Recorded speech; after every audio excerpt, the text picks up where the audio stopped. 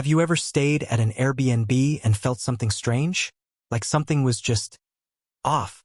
Maybe a cold feeling in the room, or a creaky floor that makes no sense, or that strange thought you're not really alone. Most of the time, Airbnb stays are totally normal. Clean room, a comfy bed, maybe even a nice host who leaves snacks on the table. But sometimes, there are stories that go beyond just bad Wi-Fi or noisy neighbors. Sometimes things get weird, and sometimes things get terrifying. This first story happened to a young couple, Mark and Jess. They had been dating for about a year and decided to go on a weekend getaway to a cabin in the mountains of North Carolina. It was quiet, private, surrounded by woods.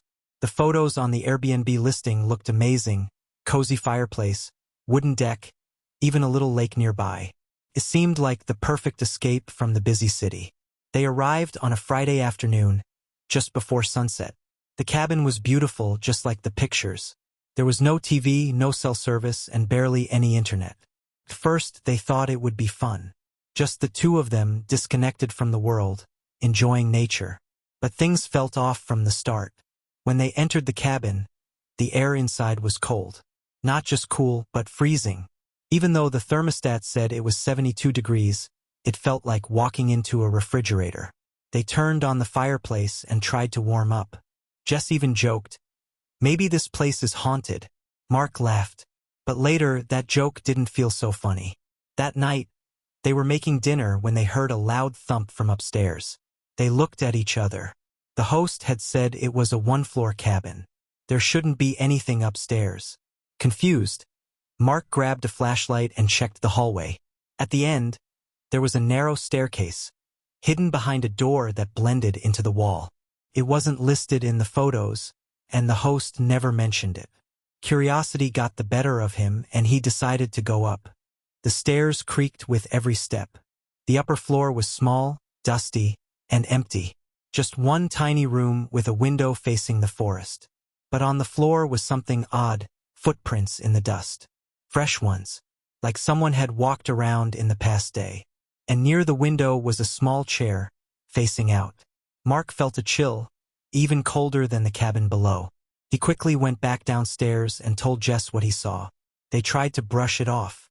Maybe the cleaner came up there and forgot to tell the host. They watched a movie on Mark's laptop, ate snacks, and tried to relax. Around 2 a.m., Jess woke up to use the bathroom. As she walked past the hallway, she noticed something strange. The staircase door was open again, but they had closed it. She gently closed the door and went back to bed. In the morning, Mark woke up before Jess and went to make coffee. As he passed the living room, he saw something that made his heart stop. On the wooden deck outside, facing the window, was the same chair from upstairs. It had been moved outside during the night. He ran upstairs. Sure enough, the chair was gone. No footprints. No signs of anyone breaking in. Just the chair outside, facing the woods. They left that morning. Didn't wait for checkout. Mark messaged the host asking about the upstairs room. The host replied, "That cabin has no second floor." But when Mark sent a picture of the staircase, the host stopped replying. Let's move to the second story. This one happened to a college student named Rachel. She was traveling alone in Europe and staying in a small town in Italy. It was her dream trip: art museums, great food, and quiet streets. She booked an Airbnb in an old house that was over 100 years old. The listing mentioned its historic charm and classic atmosphere. When she arrived, the host was friendly, maybe a little too friendly. He lived downstairs, while Rachel's room was on the second floor. That night, she couldn't sleep. The bed was uncomfortable, and the room had a strange smell, like something moldy. Around 3 a.m., she heard footsteps outside her door. Slow, heavy steps. Then silence. She waited. Then the doorknob started to turn, back and forth. Someone was trying to open the door. She whispered, "Hello." No answer. She stayed silent, frozen, her heart racing. After a few minutes, the doorknob stopped moving. She sat in bed, staring at the door, too scared to sleep. In the morning, she asked the host if he'd been upstairs. He smiled and said, "No, I never go up there." She nodded but didn't believe him. Later that day, she noticed something strange in her room. One of the paintings on the wall had changed. It was a portrait of a man with a beard, but now, his eyes were looking slightly to the left. Yesterday, they were looking straight ahead. She was sure of it. She took a photo and left for the day. When she returned, the eyes were looking forward again. And the photo on her phone? It showed the eyes forward, like nothing had changed. That night, she locked her door, put a chair against it and kept the light on. But around 2 a.m., she heard something scratching at the wall behind her bed. Soft at first, then louder, like fingernails on wood. She got up, turned around, and pressed her ear to the wall. And then she heard it, a whisper, so faint she couldn't understand the words. But it was there. Someone or something was behind that wall.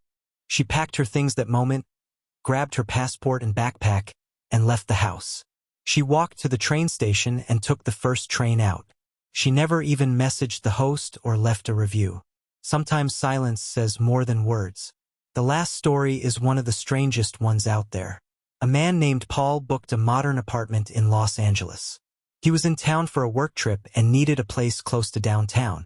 The apartment looked great, modern furniture, nice kitchen, high-rise view. But what made it stand out was the huge smart home system. Everything was controlled with a tablet, lights, curtains, temperature, even music. The first night was fine. He got in late, made dinner and watched some TV. But around 1 a.m., he noticed the lights started flickering. Not all at once, just one by one. First the hallway, then the kitchen, then the bathroom. He figured it was a glitch. He used the tablet to reset the system, and everything went back to normal. But a few minutes later, the music started playing by itself. Classical music. Soft, but loud enough to wake him up. He opened the app, tried to turn it off, but it kept restarting. Every time he hit pause, it would play again. Then the curtains opened. Slowly. Automatically. Even though it was pitch black outside. Paul got up and looked outside.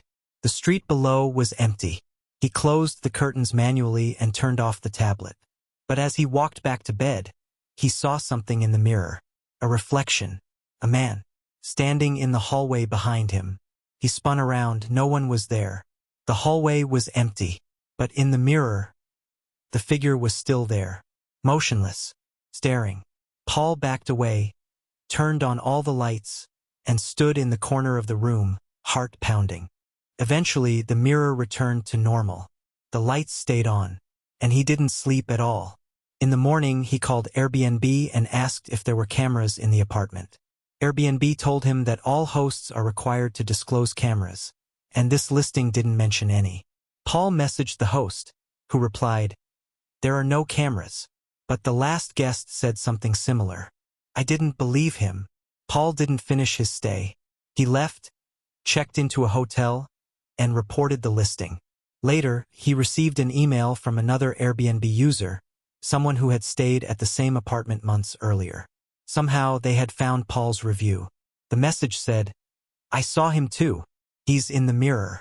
Always at 1:13 a.m. Don't look too long. He remembers you." These stories may sound like fiction, but they come from real people. People who expected a peaceful night, a simple trip, and ended up with something they'd never forget. Airbnb gives us access to places all over the world. But sometimes, behind the locked doors and the 5-star reviews, something waits. Something we don't understand. So next time you check into a rental, take a look around. Listen to the walls. Watch the mirrors. And maybe keep the lights on, just in case.